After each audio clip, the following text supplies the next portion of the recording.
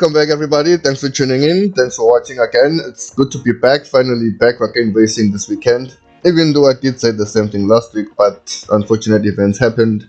And we're in Monaco this week. Finally, some racing. Hopefully, the weather behaves enough for the cars to actually go racing.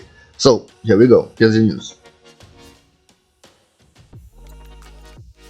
So Mercedes was counting on last weekend's race, which never happened, to bring the huge talked about upgrades. Now, I really hope for the technical department and for the drivers. I mean, I don't think everybody's spoken about it, has been more excited about upgrades than Mercedes has been in the last 2 weeks.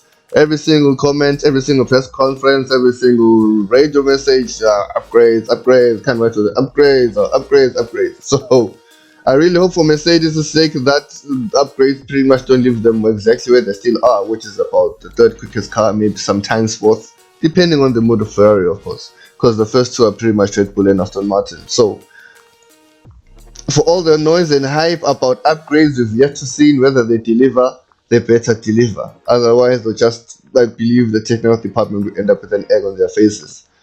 Well, it could be helped by, Ferrari will make a mistake, or Charles will crash, or Aston Martin pretty much will look pretty strong in terms of the next following tracks with high downforce packages. So we'll wait to see whether upgrades deliver, but for their sake, I really hope they do.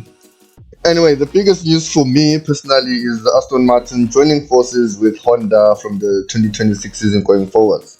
As we do know, Honda has been supplying and is still supplying Red Bull, but that deal is coming to an end in 2025, as since Red Bull is building their own powertrains units department and also joining forces with Ford. So that left Honda with no pretty much team to supply. So they're now joining Aston Martin as the main works Formula 1 team.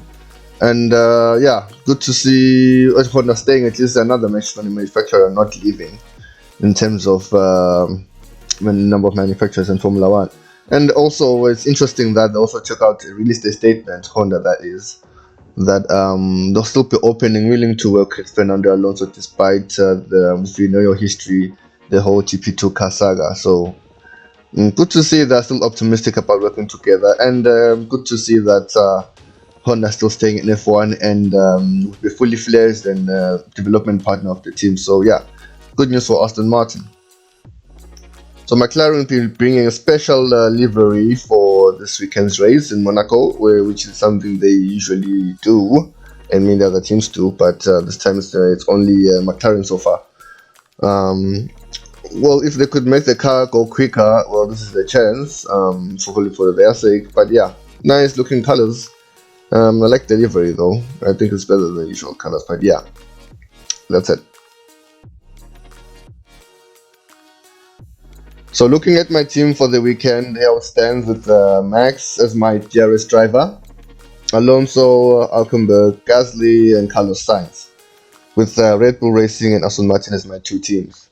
Now I'm thinking of replacing Nico Hülkenberg or Carlos Sainz for George Russell or Lance Stroll, depending on how they stand after qualifying performances, because I think that's where they're pretty much strong. But I think I'll go with George more likely, but I'll just see how much their upgrades have improved, because I think that will play a major role. But I'll just wait and decide on which to go for, but most likely I'll go for George. And nothing much, I won't change much, pretty much until Silverstone or whatever. But yeah, that's my team, guys.